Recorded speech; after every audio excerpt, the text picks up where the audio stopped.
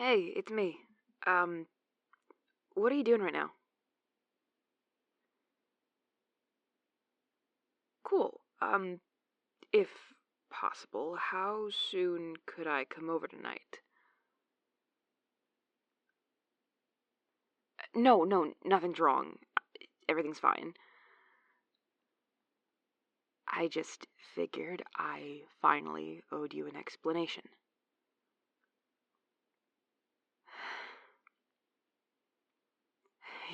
Yeah, I'm ready. So, can I come over?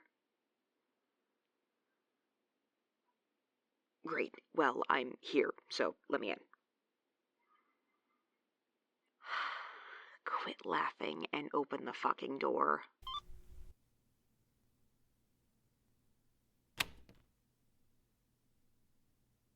Hi. Enjoying your little giggle?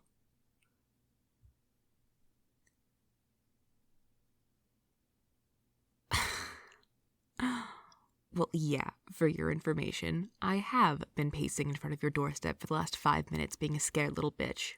Happy? Great. Let me in.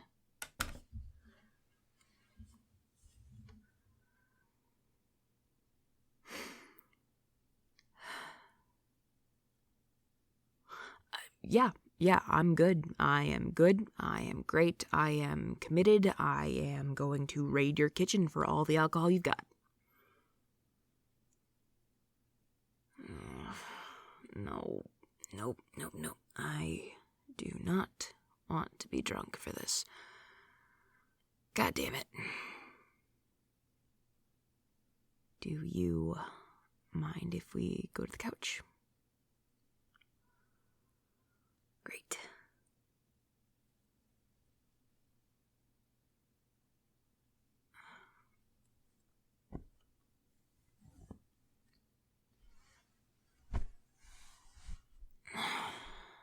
Okay. First, before I say anything, I wanted to thank you for giving me time with this. I haven't actually told anyone about this outside of the pack, a few regional officials, and a very, very patient therapist. It's something that... Fuck, I don't even know how to explain this in a nice way, because there is no nice way to talk about it, and believe me, I have racked my brain for days trying to think of the best way to tell you, and the only way to tell you is to just say all of it.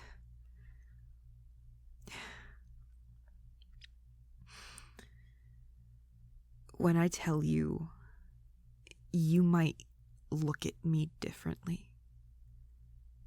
And you might see the pack a lot differently, and that is so fucking terrifying, but I know I can tell you. I'm telling you because I trust you. And I know that no matter what I say right now, you'll hear me. Because you've always heard me. And if you can trust me with your secret, then I know that I can trust you with mine.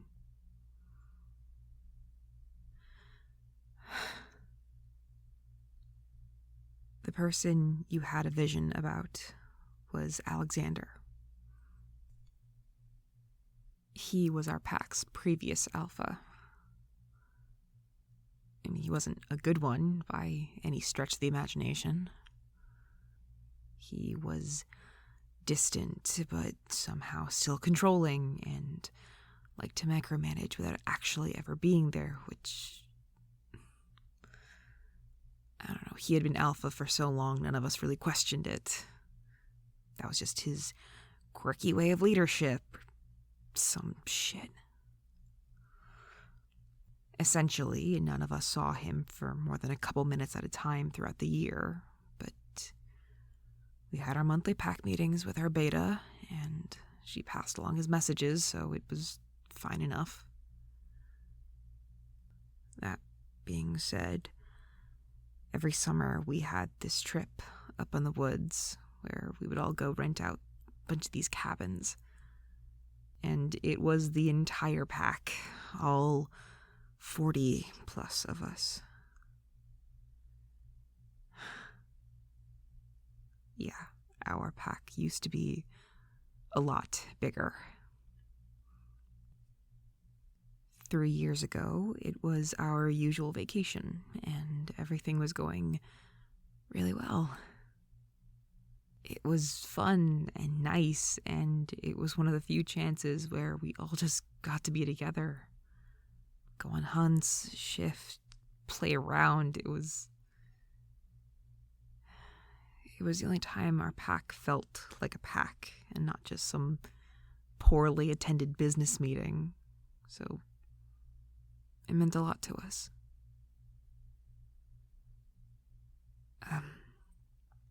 The second to last night at the cabins, a lot of the adults had went out into the next town over to go clubbing, bar hopping, all that shit. It was kind of tradition at that point. And some of the older pack members stayed behind, talking about having a private conversation, so Claire and I hung out with the kids, keeping an eye on them, making sure that they didn't go bothering the adults, watching them shift and chase each other around the place. It was a good night.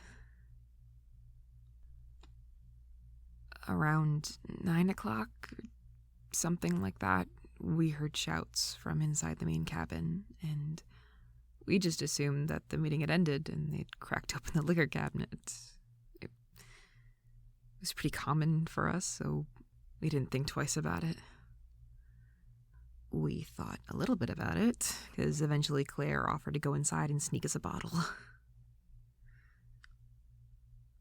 She went inside, I stayed to watch the kids for a minute, and she was in there for barely a minute, maybe 2, before she came running out yelling, "We need to go, we gotta go."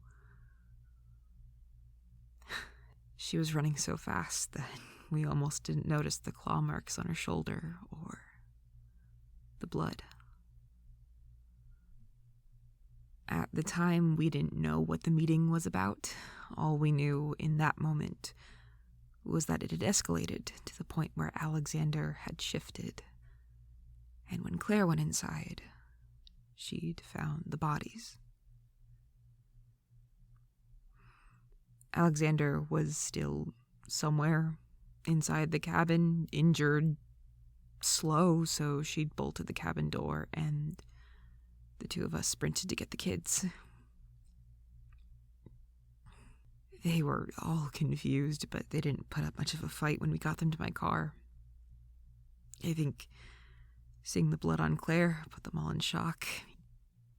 Fuck it, we were all in shock, but at that point the two of us were just running on autopilot. We were about to take off when we realized that we were missing one. Yeah. Apparently, they'd tried to call Genevieve, but the kids were being so loud that they went off and found some secluded spot to call her away from the rest of the pack. Which would have been fine in any other fucking case, but we had no idea where they were. We had no time to go and look for them, but it didn't matter, because Claire just shoved the keys into my hands and pushed me to the driver's side door and told me to go. Told me to get the kids as far away as we possibly could and call the rest of the pack, get help. I was just overwhelmed and scared out of my fucking mind. I didn't even question it. I got in the car, Claire went to find them, and I drove away. I left her. I left both of them. And in hindsight, I know it was the right thing to do, when all we knew was that there were several bodies a few yards away and a shifted werewolf who could get up at any fucking second. We did what we could in that moment, and I did what Claire said, but I don't think I will ever forget Tristan screaming at me from the backseat to turn around. I didn't listen. I called my dad and told him what was happening, and he said that the rest of the pack would meet us halfway. As soon as I saw them, I didn't even cut the engine before I jumped out of the car and just started running back for the cabins. I couldn't answer any other questions. I didn't talk to anyone. I just shifted and ran back to my best friend. I have never run so fast in my fucking life. And it still wasn't fast enough.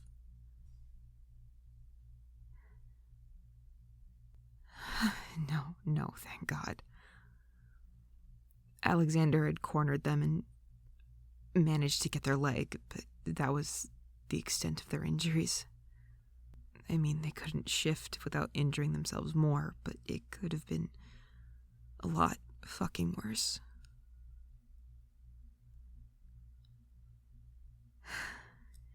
By the end of that night, we had lost 6 pack members. Claire almost made 7. By some fucking miracle, someone was able to come and heal her in time, because she never would have survived the trip to a hospital, not with those injuries, not when there were so many.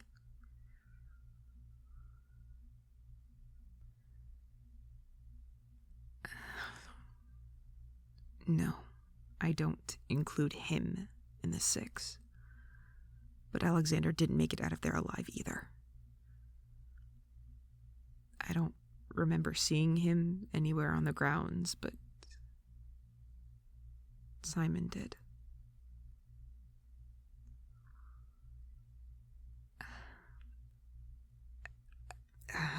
After that, it was an endless process of funeral arrangements, talking with authorities, being investigated by the region's shifter council, and then a year-long trial with all the witness testimonies and hearings, all of which ended with Alexander being posthumously convicted of murder on several counts and Claire being appointed as Alpha once she recovered from her injuries. And then the trial just ended, and the pack was left to deal with all of it. And there was so much fucking arguing between everybody. I mean, some still believed Alexander was innocent, of all things. Others were mad that Claire had agreed to take the position with little to no experience. And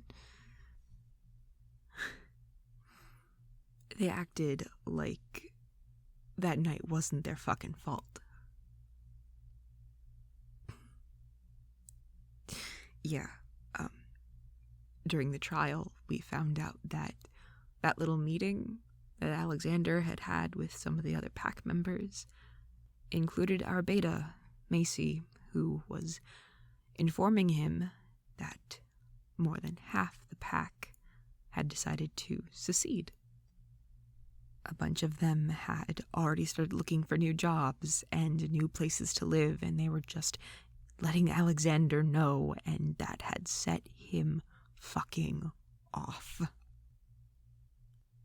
And I know that no one ever expected that night to go the way that it did, but I always wondered what might have happened that night if everyone in the pack had been clued into this plan rather than the select few who decided to change everything and then take no responsibility.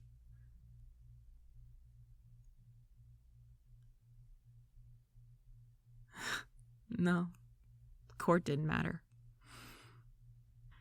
You want to know what fucking happened? The fucking bastards Not even a week after her appointment, almost half of our pack just dipped, left without so much as a goodbye to the rest of us. I remember listening to my dad scream on the phone for hours when it happened. Members he'd spent his entire life with just turned their backs on the rest of us. And Claire just took all of it. Kept her head up and accepted every request to separate like it was nothing.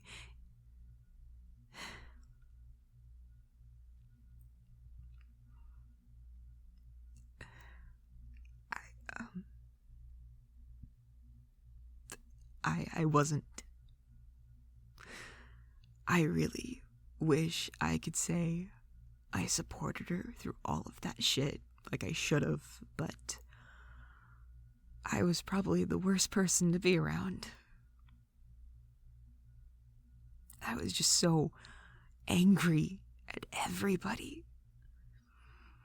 At the council for their decision, at my dad for not stepping up when I expected him to, and fuck, I was even angry at Claire when she decided to isolate herself during her recovery. She'd been through hell and back, needed time alone to come to terms with everything, and I was mad at her for it. And then half the pack abandoned us, and that just sent me over the fucking edge.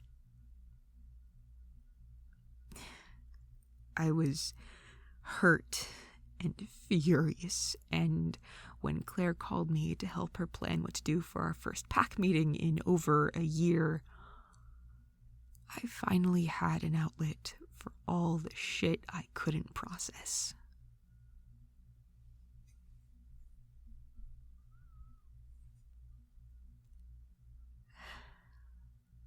I will never forgive myself for what I said that night.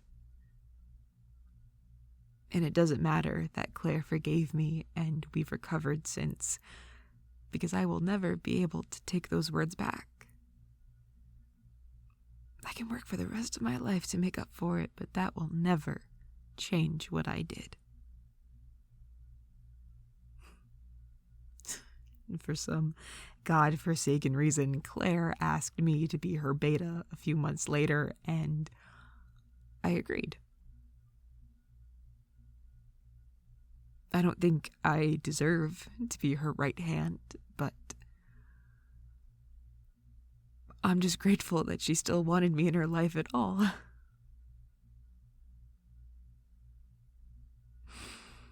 I'm not the best,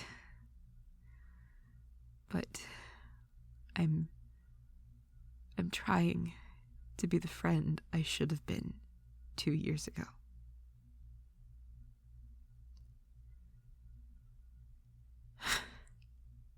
Yeah, I was definitely not as good at regulating my emotions as I am now, as you have seen.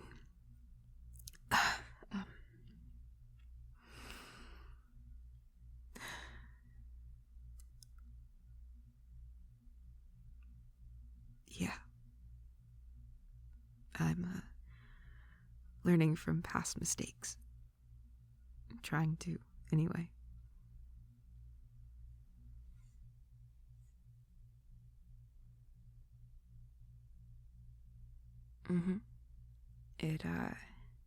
It took some time, definitely. Lots of trial and error at the start, but we got the hang of it eventually.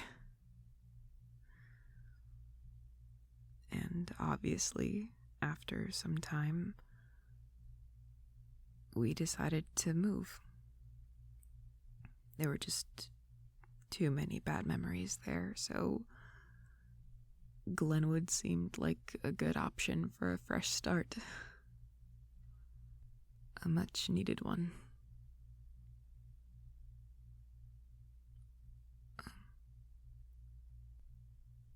Yeah, of course, you can ask me anything.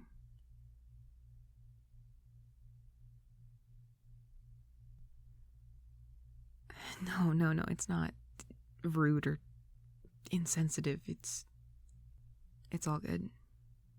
I mean, you know firsthand, I already talked to Claire about telling you all this, and that means everything.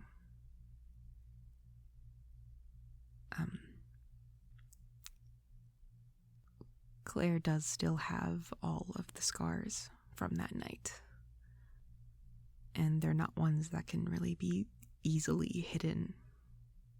So when she's out in public or dealing with non-wielders, she hides them under a glamour. I mean, healing magic can do a lot, but it's not perfect. No, actually, it wasn't anyone in the pack who healed her. A lot of us weren't really encouraged to learn magic outside of shifting, so healing isn't really anyone's strong suit. It was actually a healer that found Claire before I even got there. Well, I say healer, kind of a loose term. It was a blood mage. A pretty fucking powerful one at that. She's the one that helped Claire through her recovery and kind of gave us the information about Glenwood. Once we did some research of our own and Claire proposed that we move, it was a unanimous vote. There were just too many bad memories back where we were, and a fresh start seemed like the best option.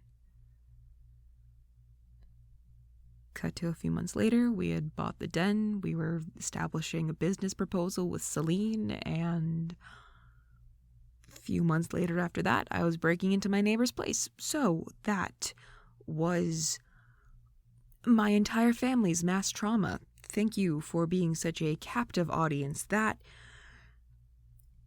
was a lot. That was a fucking lot. Are you okay? Okay.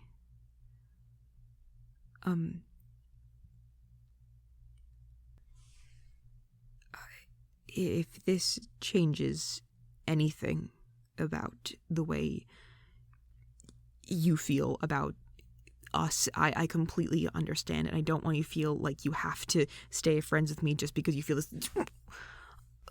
Okay. A hug is nice. Oh, fuck. So just to have a verbal confirmation, I didn't scare you off. Oh, thank fucking God.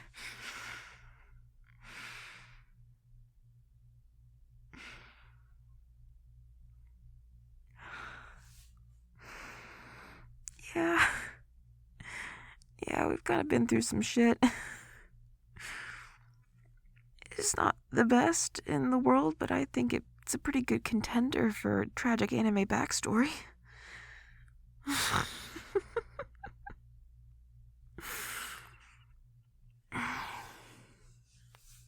Thank you. Thank you for listening.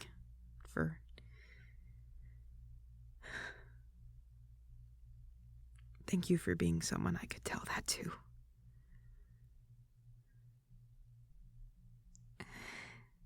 It's been almost a whole year since we moved to Glenwood in the first place, and for as much as I'm grateful that it's given my family a second chance at peace, I am just so fucking grateful that I got to meet you. I have never met anyone like you in my goddamn life, and I feel like there is so much more that I want to tell you. But after all that, I really don't think I could come up with the words that I really, really want to be able to say right. You have been so patient with me ever since the first night we met. Could you be patient for just a little while longer? until I can say it right.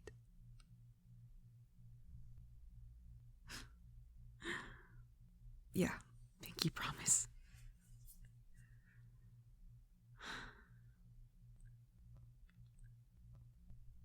So, pulling away from ideas of things in the past, there is that fall festival coming up in a few days.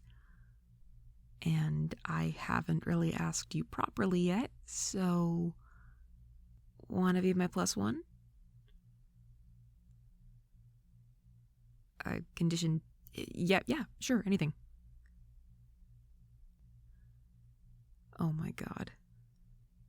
You are not dressing up as a werewolf.